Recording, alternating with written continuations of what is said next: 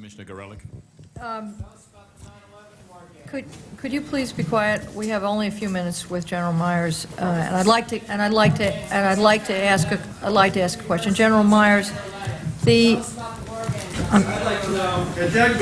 sorry. I would ask, please, people in the audience to be quiet if you want to stay here.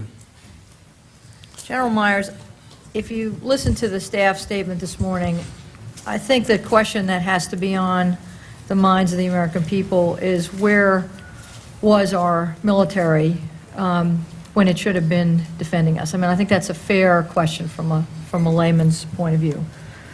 And the response of NORAD, which you used to command and which General Eberhart now commands, is that NORAD was not postured to defend us domestically unless someone was coming at us from abroad. And that has lots of implications. It has implications for where our fighters were to dispatch, how much we cared about the internal radars, which didn't function particularly well, which you were at NORAD dependent on. It has implications for whether you can communicate with your fighter pilots when they're up in the air in the interior of the country. It has implications for how you quickly get authorities to the pilots. And so I want to explore very briefly this question with you, because for years the Department of Defense did in fact resist having a domestic mission, and with all due respect said this was a law enforcement function. We do not have a domestic role. It was very uncomfortable with that role, and I think it's important to address that. Now, that's why I come back to this word postured. We were postured against an external threat. In my experience, the military is very clear about its charters and who is supposed to do what. And so if you go back and you look at the foundational documents for NORAD, they do not say defend us only against a threat coming in from across the ocean or across our borders. It has two missions, and one of them is control of the airspace above the domestic United States. And aerospace control is defined as providing surveillance and control of the airspace of Canada and the United States.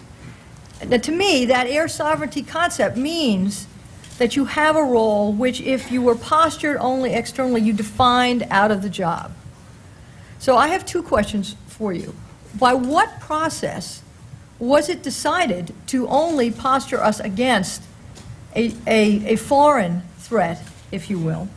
And two, if you look at the threats that were postulated to the military in the 1996 Olympics of a domestic hijacking, flying a plane into one of the stadiums in Atlanta, the 1998 PDB about an aircraft loaded with explosives, the kind of exercise that we did around the NATO 50th anniversary, the Genoa G8, the threats that Secretary Lehman is talking about. I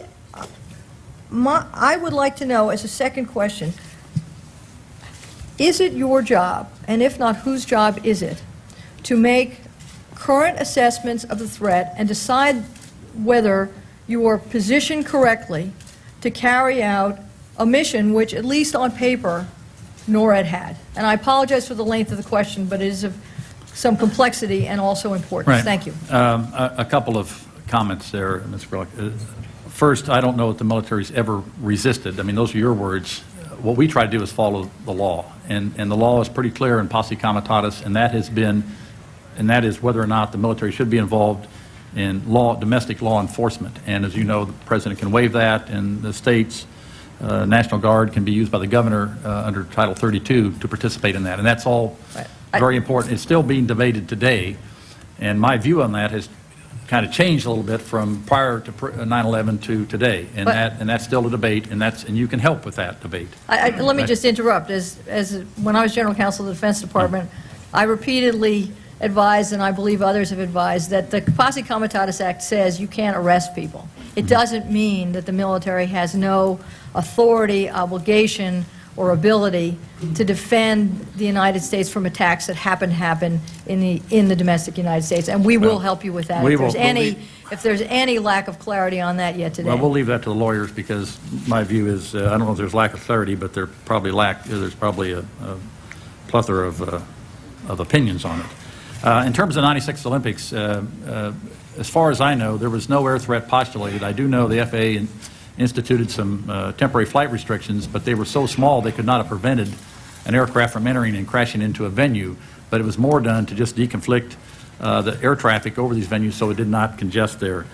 But certainly, our job today in the military, and my job, is to look at the current threat assessment, and now that we have an organization such as Northern Command, to do the same, to look at how we can better defend this country against threats that are not traditional. Again, at the time, terrorism was viewed as a criminal act. And we have changed that, I think, in our government, and it's viewed a little more broadly now, which I personally think is absolutely right. I think but that view had persisted for over 10 years, as I read back through all the policy documents. So certainly our job today is to look at the threat assessment and figure out how we in the military can help protect this country. And this is something that I spend a lot of time on. I know General Eberhart does, and we're looking at ways that are beyond. I mean, if we need legislation, if we need policy change, we're looking at ways to do that, because we think that's our responsibility, clearly. Did I answer both questions? Am I? Yes and no, and my time has expired. And Mr. Chairman, I really need to, I apologize, but I need to Okay, we understand that, Jim. get to the next venue up in New York, so. Okay, thank you very much for Thank you, coming, Governor. sir. Thank you.